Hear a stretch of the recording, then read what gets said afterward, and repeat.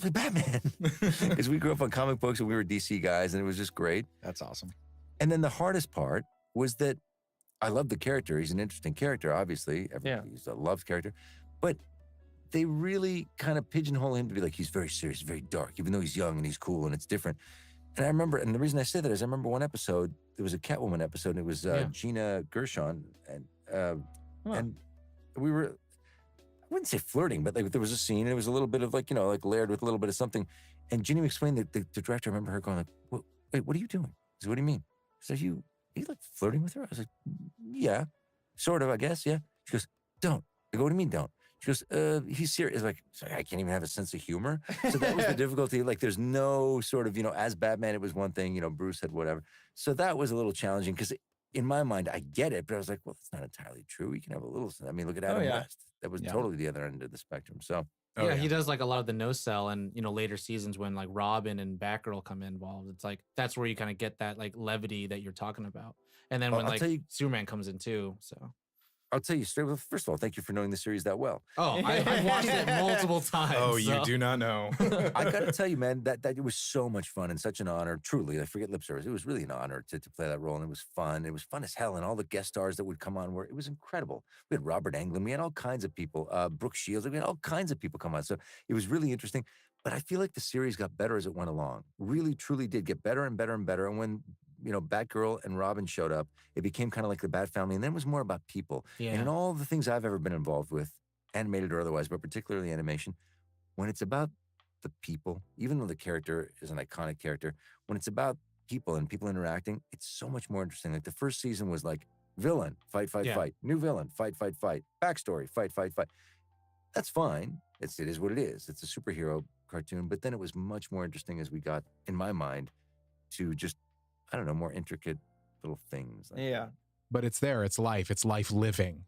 And every frame lives. And that's what's really, he could have just let that bird just sit there. He couldn't have, even with the heron in the water, when he's standing there, you're like, oh, beautiful heron in the water. And then he starts walking away. The and you're like, reflection on the water, I was like, he's, and it comes also in the actual characterizations too, when the heron has the hole through its bill and then Maito has to carve the little thing, and then it's like, cool, we got the thing, now we're moving on. Then all of a sudden it's like, this is really annoying me, and it's like, we're going to take the extra time to be like, cool, even the first version of the cork that's supposed to be in the bill isn't right, and we're going to show you that they're working together to do those things. I think I think, to add on to Guillermo, and to paraphrase him, because I feel like I can say this and be like, he said this at some point, and it's like, it's a labor of love. It's all love for the medium. We're scratching at changing it now, but it's still, I think there's still a lot of like, hey, look over here, we're doing this, but like behind the scenes, it's still so slow to change. Yeah, and I think it's because, decision makers, wherever they have you, is only thinking with their lizard brain and going very visceral of like, oh, this is what's been done for the last 30, 60 years. And so, it's about time to have a little bit more sophistication in the writing, which I think you're scratching. And just nuance. I'm like, that's like one of my favorite words is like nuance. We seem to have lost it. Yeah. As a country, as a world, as in everything, in arts. And I mean, you can look anywhere and look. It's like we've lost nuance, and I'm obsessed with nuance. Well, everyone wants to be able to easily categorize a thing and not have to think for it. Yep. So that's why like everything's called content. It's not called a painting or music or a film. It's like, oh, it's just content. They're a content maker. Yeah. Versus like you could say like, oh, it's a comedy. It's like, well, it's more of like a coming of age drama that has comedy in it. Absolutely. But the whole style of it, like you just said, Tim Burton meets John Hughes, and Diablo Cody is a fantastic writer. And hard out Tim Burton. So great in the delivery in this. I did not know who Zelda Williams was, but have you never seen a Nintendo commercial? How? Yeah. Guys, you never seen bearded Williams, and he's like, my daughter and I like to play this game. But that's the reason he named her Zelda. Like, that's even sweeter. Yeah. I'm watching this, and I'm like, well, if I had to hand my run of Hack Slash to someone, this is the duo. So I've only recently learned of the greatness of Miyazaki. So when I got a chance to, I'm a late bloomer in some film aspects. I know. Tom's shaking his head, crying. I get it. Wait till that's the same thing for me, but it's just everything else. Everything else. Yeah, he is. He is an icon. Yes, I've learned that. I especially interviews with Guillermo del Toro and how he says he is such an influence on him, I was like, okay, if this man is influenced by him, I gotta go watch this guy's films. Okay, fine. What's that? HBO has to deal with the whole studio. Fine, okay. Available for Am I streaming. a joke to you? No, I have a tattoo of one of the movies of Steve. You've known me longer than you've known Guillermo del Toro. Am I a joke to you? Means nothing. This film not only is saying goodbye to this universe, it's saying that this universe will never exist without Fox. And he has gone on to say, hey, Wesley Snipes is the godfather of the MCU. He's the grand. His daily posts have been my joy for the last Ryan's. Weeks. Yeah. He's like, go ahead. No, finish. He said, if Deadpool is Jesus, then Blade is God, right? And it's cool because also that mended apparently the relationship, because after Blade 3, where Ryan Reynolds kind of got his kick into action films, because he played Hannibal King, and there was a lot of on-set shenanigans where Blade and Ryan Reynolds did not get along.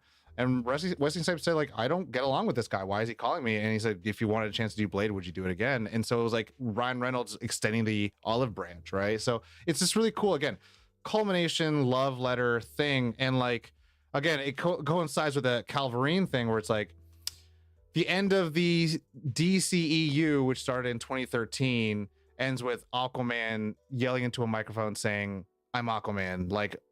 Robert Downey Jr. is saying to a microphone, I'm Iron Man. And it's kind of lame, because it's cool. You end it showing your cards of how much Warner Brothers wants to be Marvel, and you're chasing it for very wrong reasons. And then the post-credit scene is Patrick Wilson, the actor who plays Orm, eating a cockroach. And it's so lackluster, where this is yes, we're making money. We're taking money from you. Acquisitions happen. People got laid off. That universe is dead, but we're here to give it a rose, and put the soil on top of the grave. And it's yes, they defiled the grave of Logan, but it's they did it as much with so much grace, so much more grace than I didn't think we'd get cinematic universe. I didn't think we'd get our Superman flowers in a Deadpool movie, a Henry Cavill flowers. Speaking of post-credit scenes, possibly one of the greatest twists in the film. Welcome to Nerd On, the podcast. You screwed it up. Welcome to Nerd On, the podcast you didn't need but deserve, where all levels of nerd are welcome. Actors always have little tools they use to approach characters. My approach to playing the role was that Batman isn't the performance. Bruce Wayne is the performance. Yes. Okay. Yeah. Absolutely. Batman is who he is. And Bruce Wayne, he puts on the suit, he puts on the face, he can face the world with the armor of that suit. But and if you approach it that way, then the persona of Batman, the voice of Batman, it sounds very grounded. You know what I mean? It sounds very real. Because he doesn't have to try hard. Yeah. That's who he is. Yeah, exactly.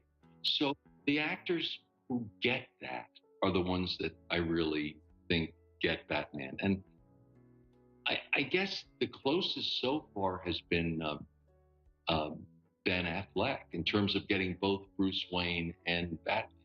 Wow. Yeah. Well, What's your favorite character? I want to know why. Yeah, I knew you'd ask this, and I was like, why? I don't know, magic. When you were talking magic? earlier, I was like, makes sense now. How's magic? Because, magic.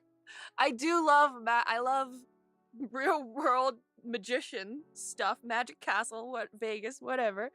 I love magician stuff, but it's so cool. It's making it possible real, whatever. This is my theme of life. Hello. Whoa, not that one. Hello, everyone. Welcome. I guess it's not gonna show. It's not gonna show the thing.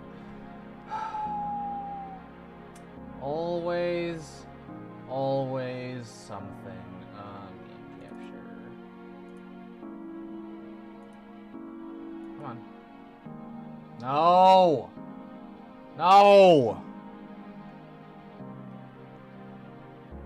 Well, OBS is freaking out because I have 3 applications open, so that sucks. I'm gonna close out Discord.